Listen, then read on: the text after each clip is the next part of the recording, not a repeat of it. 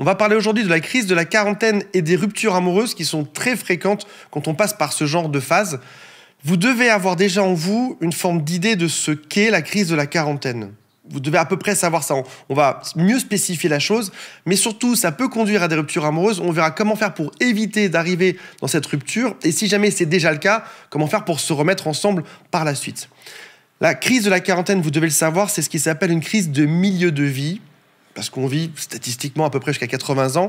Et c'est pas forcément à 40 ans pile. Certains font leur crise de la quarantaine à 36 ans, d'autres à 43, 44 ans. Ça dépend. Ça peut arriver chez les hommes et chez les femmes.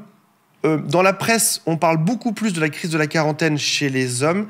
Et je pense que globalement, c'est plus marqué chez les hommes. Alors c'est vraiment un avis personnel. C'est plus marqué chez les hommes parce que les femmes ont un peu plus tendance à s'adapter ou à se suradapter à l'autre. Même en période de crise, elles auront tendance à intérioriser et à imploser plutôt que comme les hommes à exploser vers l'extérieur. Avant de démarrer, si vous le souhaitez, abonnez-vous à cette chaîne, mettez un like, c'est comme ça que cette chaîne fonctionne et qu'elle touche de plus en plus de monde. Il y a aussi un quiz en dessous qui s'appelle « Quelles sont mes chances de récupérer mon ex ?» Suite à ce quiz, il y a une formation gratuite de 20 minutes et je vous envoie chaque jour par email des conseils pour récupérer votre ex et tout ça, c'est gratuit, c'est juste en dessous. On a vu que la crise de la quarantaine chez les hommes explosait. C'est quelque chose qui était très extérieur. On peut le voir, on peut le mesurer. Typiquement, c'est souvent marqué par une forte envie de changement, que ce soit dans la carrière, dans les loisirs ou dans les relations personnelles, notamment dans la vie amoureuse. Je vous donne quelques symptômes et signes courants et je vous laisse décider si vous les avez observés ou pas chez l'autre. Changement de comportement, besoin de nouveautés, remise en question personnelle. On dit qu'environ 10 à 20% des gens font l'expérience de ce type de crise dans leur vie. Cependant, et gardez bien ça en tête par la suite, ça ne se montre pas toujours de la même manière et aussi pas de la même intensité.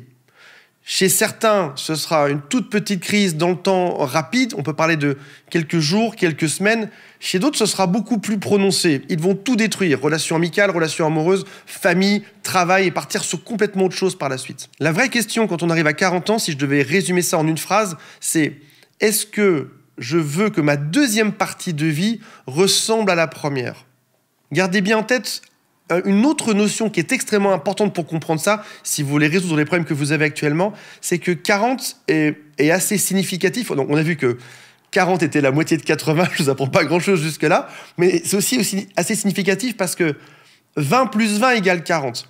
On reste pendant 20 ans chez ses parents à suivre le modèle familial.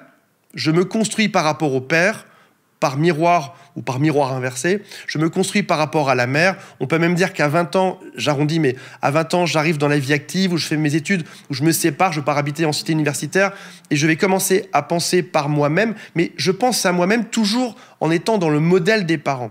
Donc il y a 20 ans où on va suivre le modèle de ses parents, et après ça, pendant 20 ans, un peu comme une balle aurait une forme de trajectoire, on va suivre cette trajectoire par la suite. Mais il s'avère qu'après avoir écouter les paroles de quelqu'un d'autre pendant 20 ans, puis d'avoir fait l'expérience pendant 20 ans de plus, on arrive à 40 ans où on arrive enfin à l'âge adulte.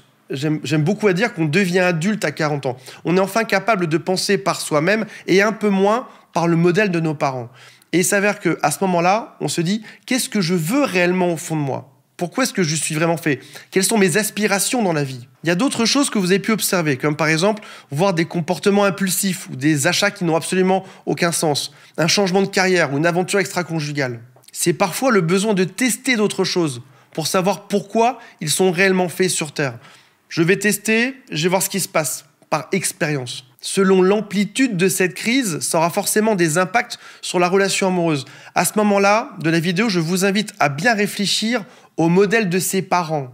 Comment étaient ses parents? Comment est-ce qu'ils se comportaient? Quelle est leur relation aujourd'hui ensemble? Quelles ont été les valeurs données? Et est-ce que les valeurs de ses parents correspondent toujours à ses envies aujourd'hui? Ou est-ce que c'est totalement différent? Ce qui explique cette forme de rupture dans sa manière de penser. L'impression générale qu'on a, c'est que l'autre pense juste à lui. On se sent un peu comme écarté de tout ça. Il vit une crise, un peu comme une dépression nous rend aussi un peu écartés d'autres. L'autre doit résoudre quelque chose. Là, la crise de la quarantaine, il est dans sa tête, il réfléchit, il a des pistes, il va tenter des choses et on se sent comme pas consulté par rapport à ça. Il va donc y avoir des changements dans la dynamique relationnelle, comme par exemple beaucoup de problèmes de communication. Tu as l'impression qu'il est muet ou que ce qu'il te dit n'a pas de sens par rapport à ce que tu disais précédemment. Perte de connexion émotionnelle et souvent physique aussi. Il ne veut plus ou il ne sait plus s'il veut de ce qu'il voulait précédemment. S'il y a rupture pendant cette crise, parce que l'intensité est trop forte, parce que cette espèce de déconnexion par rapport à son modèle d'avant est trop violente, il va avoir besoin de liberté, d'indépendance. Même quand tu lui parles, il ne saura pas te dire précisément ce qu'il veut. Tu te dis, c'est si simple, Roger, dis-moi juste ce que tu veux sur Terre. Tu veux partir, rester, et il va te dire qu'il n'en sait rien. D'autant plus chez les hommes qui ont cette partie d'extériorisation et en plus qui, sans faire de généralité, les hommes communiquent moins. Donc déjà à la base, il n'est peut-être pas très doué pour communiquer. Là, avec cette crise, il est encore plus perdu. Il sait encore moins communiquer que précédemment. Il y a un sentiment d'étouffement dans la relation, de stagnation, et il a envie de se redécouvrir et d'explorer de nouvelles opportunités. Alors, je vais commencer par quelque chose qui va vous paraître bizarre par rapport à lui. C'est quels sont les conseils que je lui donnerai à lui, sachant qu'aujourd'hui, vous préfériez avoir des conseils pour vous, mais on y ira par la suite. Une personne qui passe par cette crise doit commencer par prendre du temps pour lui-même. Plus tu iras, toi, le culpabiliser ou le disputer, moins ça marchera. Il a besoin de prendre du temps et de réfléchir. Il peut aussi chercher du soutien chez un professionnel, thérapeute, coach, psychologue, psychiatre, et il doit essayer de communiquer honnêtement avec vous. Qu'est-ce qu'il ressent s'il y arrive? Selon, encore une fois, l'amplitude de la crise, il peut y arriver ou il peut ne pas y arriver. Quand on communique, quand on dit ce qui se passe, c'est déjà résoudre une grande partie du problème. Prenons un cas qui est quasiment une caricature. Roger trouve très séduisante la secrétaire à son travail. Dans un cas, il ne dit rien, il intériorise, il n'arrive pas à comprendre pourquoi est-ce qu'il est marié avec vous et pourquoi est-ce qu'aujourd'hui quelqu'un d'autre l'attire. Une personne qui, en plus, ne correspond rien à ses critères précédents. On parle bien d'une crise de vie où tous ces critères sont en train de changer. Le simple fait d'en parler, honnêtement, de dire voilà, je suis attiré par la secrétaire, même si c'est pas agréable du tout à entendre, c'est déjà une progression de mettre des mots sur quelque chose qui se passe. Je suis attiré par elle et un peu moins par toi. Pour comprendre si c'est un problème de structure, un problème temporaire, s'il faut vraiment se séparer ou pas. Mais le gros souci là-dedans, c'est que souvent, on n'accueille pas avec bienveillance ces changements. S'il sent qu'on va lui tomber dessus par la suite à la moindre chose qu'il va révéler, il va se renfermer encore un peu plus. Et comprenez bien une chose, on peut mettre souvent ça sur le dos de la méchanceté, où voilà, Roger est en train de tout détruire dans notre couple, mais en réalité, et encore une fois, c'est pas super sympa à entendre, mais en réalité, cet homme ne comprend pas ce qui lui arrive. Pourquoi est-ce qu'il s'est engagé? Pourquoi il a peut-être fait une famille avec vous, des enfants, une maison, un travail, alors qu'aujourd'hui, il veut autre chose. Même lui-même n'arrive pas à se comprendre et à savoir pourquoi est-ce qu'aujourd'hui, il est attiré par autre chose. J'ai même envie de dire que quelque part, ça n'arrange pas. Je dis pas ça pour dire que c'est pas grave et qu'il faut laisser faire ce qu'il veut. Je dis juste que quand tout d'un coup, dans ton cerveau, tout se reconfigure et tu es attiré par d'autres choses, il y a quelque chose qui est assez perturbant. Dans la tête de Roger, ce serait plus simple de continuer d'être heureux dans le couple actuel tel qu'il l'a créé et dans lequel il a déjà mis beaucoup d'énergie plutôt que de repartir sur tout casser, partir ailleurs. Pour toi qui subis cette rupture aujourd'hui, comprends bien que ce n'est pas de sa faute. Il n'a pas délibérément décider de tout casser, c'est juste quelque chose qui s'impose à lui aujourd'hui. Encore une fois, c'est pas pour autant que temporairement il trouve que la secrétaire blonde à son travail est super sympa, ça peut changer juste après. Il peut reprendre pied et se dire que finalement, il était très bien là où il était aujourd'hui. Il faut que tu prennes soin de toi aujourd'hui et il faut accepter que des choses changent et aller de l'avant. On va voir comment faire pour prévenir, pour éviter ces ruptures, ou si vous êtes déjà en rupture amoureuse, comment faire pour se remettre ensemble par la suite. Comment faire pour éviter ces ruptures amoureuses? Renforcer la communication dans le couple. Il y aura plein de fois où l'autre n'aura pas envie de parler. En le forçant, ça n'avancera à rien.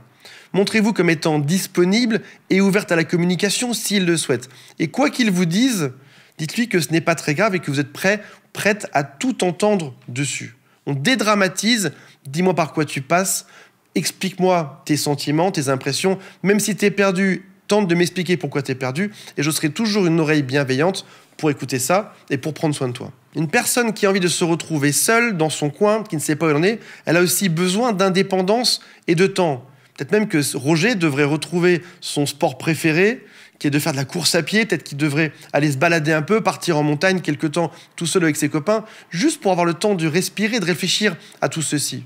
Le presser, mettre des impératifs de temps, n'aideront pas. Quand tu es perdu, tu as beau dire dépêche-toi, dépêche-toi, il sera toujours autant perdu. La pression ne fera que rajouter du délai à son problème. Vous pouvez aussi lui proposer d'aller consulter un thérapeute s'il le souhaite. Je sais que malheureusement, encore aujourd'hui, beaucoup d'hommes ont du mal à ça, mais l'idée peut être donnée. Et si jamais il n'y va pas de suite, ça peut arriver quelques semaines ou quelques mois après. On peut se dire, ah oui, c'est vrai, finalement, j'ai peut-être besoin d'avoir un conseil. Si jamais il y a eu crise et rupture amoureuse, parce qu'au bout d'un moment, c'est très lourd à supporter, une crise de la quarantaine, ça peut être extrêmement éprouvant. Alors pour lui, c'est une chose, mais ça peut être aussi extrêmement éprouvant pour vous. Vous devez supporter une personne qui est complètement perdue du jour au lendemain. Tout ce que vous avez fait semble s'effondrer et c'est dur. Prenez soin de vous là-dedans. Prenez soin de vous, réévaluez vos objectifs communs avec l'autre, mais aussi vos objectifs personnels. C'est pas parce que l'un des deux sombre que vous devez sombrer aussi. Ouvrez les portes, dites-lui qu'on peut discuter quand il le souhaite. Ne soyez pas trop méchante ou trop dans la vengeance là-dedans. T'as fait ceci, je vais faire ça pour te punir. L'être humain est ainsi fait que si l'autre est attiré par quelqu'un d'autre, le réflexe humain, c'est de dire je vais aussi être attiré par quelqu'un d'autre. Ça ne résolvera rien. La vengeance est généralement utilisée pour montrer à l'autre que tu m'as fait mal de cette manière, pour que tu comprennes, je te ferai mal de la même manière. Sauf que là, et je dis pas ça pour excuser quoi que ce soit, mais là, c'est une personne qui est perdue. La punition ne servira à rien qu'à renforcer le fait qu'il soit encore plus perdu. Peut-être même aussi que ça va renforcer le fait qu'il doit partir définitivement.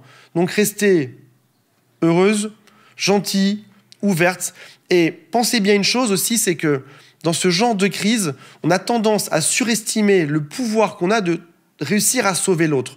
On surestime notre propre capacité à le sortir de cette crise. C'est à lui de gérer ça. Si vous, de votre côté, vous montrez comme étant stable, heureuse, gentille, bienveillante, il y a beaucoup plus de chances qu'il revienne vers vous au moment où il sera un peu moins perdu, au moment où il aura trouvé ses propres réponses. Donc laissez-le faire son chemin, ne forcez pas les choses, vous n'êtes pas son thérapeute, vous n'êtes pas sa mère, c'est juste, votre rôle c'est d'être sa femme, sa copine. C'est à lui de régler ça et accueillir avec bienveillance ses efforts et ses tentatives pour se reconnecter et trouver des réponses. Ne vous laissez pas non plus entraîner à sombrer avec lui. Vous êtes deux personnes indépendantes. Retrouvez votre vie et soyez zen. Voilà mes amis, j'espère que ça vous aura été utile. Toute mon équipe est là au téléphone pour vous écouter et vous aider à mettre en place les meilleures stratégies pour aller mieux et les meilleurs conseils de communication pour renouer le contact avec cette personne. Salut à tous, bye.